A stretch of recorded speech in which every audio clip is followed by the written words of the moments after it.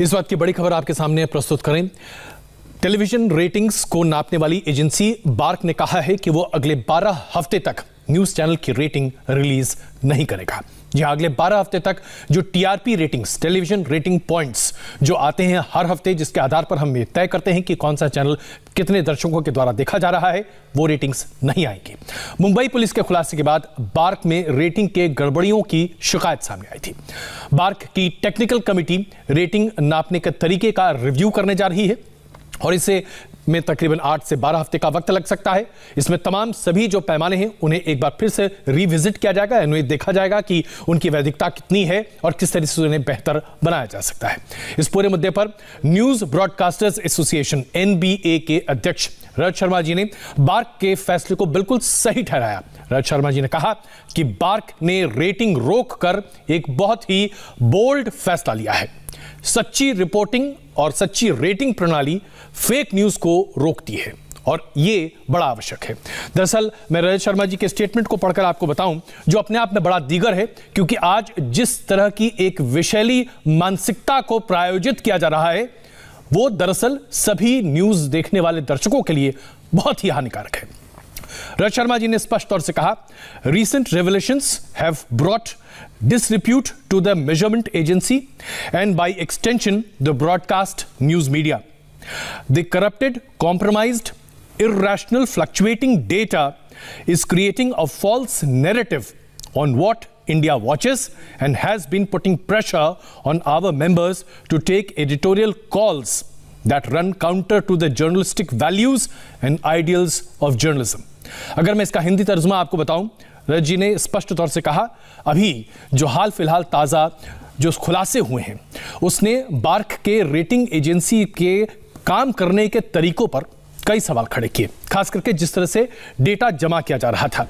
ये बात सामने आई है कि जो डेटा जमा किया जा रहा था टेलीविजन रेटिंग पॉइंट्स को लेकर, वो उसमें भ्रष्टाचार था, उसमें रैशनैलिटी नहीं थी और उसके साथ साथ एक ऐसे नैरेटिव को तैयार करने की कोशिश की जा रही थी जिसके जरिए पूरे देश में जर्नलिस्टिक रिपोर्टिंग पर बहुत बड़े सवाल खड़े हो रहे थे। तमाम न्यूज रूम्स के एडिटोरियल डायरेक्शन पर इसका बड़ा दुष्प्रभाव पड़ रहा था, जिसे रोकने के लिए यह बड़ा आवश्यक कदम है। उसके बाद आगे उन्होंने कहा, the current atmosphere of toxicity, abuse and fake news is no longer tenable. बहुत महत्वपूर्ण और बहुत ही महत्वपूर्ण बात उन्होंने यहां पर कही है। उन्होंने कहा कि आज जो विषैला माहौल तैयार हो गया है न्यूज चैनल्स के रिपोर्टिंग के दौरान, इसने पूरे देश में फेक न्यूज के नैरेटिव को बहुत बड़े पैमाने पर सामने लाकर खड़ा कर दिया है, जो न सिर्फ देश के लिए हितकारी है बल्कि जर्नलिज्म के लिए, पत्रकारिता के लिए बहुत दुर्भाग्यपूर्ण है। उन्होंने कहा है कि NBA यानी कि news broadcasters association as the custodian and guardian of Indian broadcast media believes a bold step of putting ratings of news genre on hold will help in improving the content.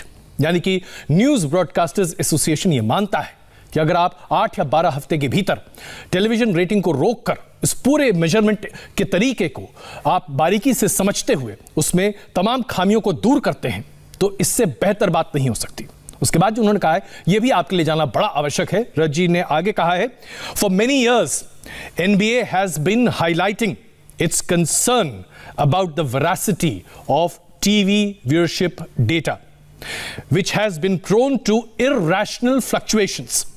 Recent events have shown that there is much more at stake than just measurement of news channel popularity. Indeed, a healthy and vibrant TV news industry is vital to Indian democracy. एक लंबे अंतराल से news broadcasters association इस पूरे मुद्दे को सार्वजनिक तौर पर सामने रख रहा था कि बहुत ही अप्रत्याशित बदलाव देखे जाते हैं टेलीविजन रेटिंग में, जो कि पूरे न्यूज इंडस्ट्री और उसके साथ साथ न्यूज के प्रस्तुतिकरण पर बहुत बड़ा सवालिया निशान खड़े करते हैं। और ये सब अगर आप देखें तो हमारी लोकतंत्र को कमजोर करता है, क्योंकि अगर हम लोकतंत्र के चौथे स्तंभ यानी कि न्यूज और जर्नलिज्म, पत्रकारिता को कॉम्प्रोमाइज करते हैं तो फिर इससे बड़ा आघात हम देश के लिए नहीं करते। तो अभी बार्क ने क्या कहा है, सबसे पहले मैं एक बार फिर आपको ये याद दिला दूं। बार्क ने स्टेटमेंट जारी करके कहा है कि बार्क को दरअसल 8 से 12 हफ्ते का वक्त लगेगा। बार्क क्या है? बार्क वो रेटिंग एजेंसी है जो दरअसल अपनी पूरी बातों को सामने रखता है, जैसे कि कौन से चैनल कहां पर क्या है। बार्क का फुल फॉर्म है ब्रॉडकास्ट ऑडियंस रिसर्च काउंसिल। तो बार्क एक एजेंसी है जिस पर सभी चैनल विश्वास करते हैं और जिसमें सभी चैनल ने एक अपनी हिस्सेदारी रखी है, हर कोई उसका एक मेंबर है। बार्क ने तय किया कि इस देश में तकरीबन 30 से 40 हजार बक्से लगाएंगे। मौजूदा स्थिति में तकरीबन 30,000 ऐसे बक्से हैं जो कि टेलीविजन के साथ चलते हैं। ये बक्से दरअसल ये देखते हैं और इसका अंदाजा लगाते हैं कि अमुक दर्शक एक टेलीविजन चैनल को कितनी अवधि के लिए देख रहा है, और जितनी अवधि के लिए आप उस टेलीविजन चैनल को देखते हैं वो तय करता है कि उसकी लोकप्रियता कितनी है और कितने लोग दरअसल उस टेलीविजन चैनल को उस अवधि तक देखते हैं। तो यानी यहां कुछ चीजें हैं जो बड़ी महत्वपूर्ण है। सबसे पहले अवधि, यानी कि आप कितनी देर तक एक टीवी चैनल देखते हैं, और दूसरा कितने लोग उस अवधि तक उस टीवी चैनल को देखते हैं। इसके आधार पर टीवी चैनल का रीच तैयार होता है, यानी कि कितने लोग देख रहे हैं, और साथ साथ टाइम स्पेंड, यानी कि कितने लोग कितनी अवधि तक टीवी चैनल को देखते हैं। और इन डेटा के आधार पर 30,000 बक्सों के डेटा के आधार पर फिर ये एक तैयार किया जाता है आंकड़ा कि कितने दर्शक कौन से चैनल कितनी देर देखते हैं, और उसके आधार पर फिर यह तय होता है और कितने दर्शक देख रहे हैं उसको कि नंबर 1 चैनल कौन है, नंबर 2 कौन है, नंबर 3 कौन है, नंबर 4 कौन है, कौन सी प्रोग्राम की कितनी रेटिंग है। और इसके आधार पर फिर एडवर्टीजमेंट्स आते हैं, क्योंकि तमाम टेलीविजन चैनल रेवेन्यू यानी कि अपने आप को चलाने के लिए राजस्व जो इकट्ठा करते हैं वो एडवर्टीजमेंट से करते हैं। तो ये पूरी एक प्रणाली है जिसमें बार्क अहम भूमिका निभाती है। अब इसमें जरा आप समझिए जो खुलासा हुआ, जो मुंबई पुलिस के सामने, जो मुंबई पुलिस कमिश्नर ने प्रेस कॉन्फ्रेंस कर कहा, 2 छोटे चैनल और रिपब्लिक ग्रुप का उन्होंने नाम लिया। रिपब्लिक ग्रुप प्रतिष्ठित चैनल है, इंग्लिश और हिंदी दोनों में। रिपब्लिक ग्रुप के इंग्लिश चैनल को लेकर यह खुलासा किया गया कि जो लोग जिनके घरों में ये बक्से लगे थे वो लोग, उन्हें प्रलोभन दिया जा रहा था, उन्हें पैसे दिए जा रहे थे, जिसके दम पर उन्हें कहा जा रहा था कि आप एक चैनल को इतनी अवधि या उससे ज्यादा तक देखें।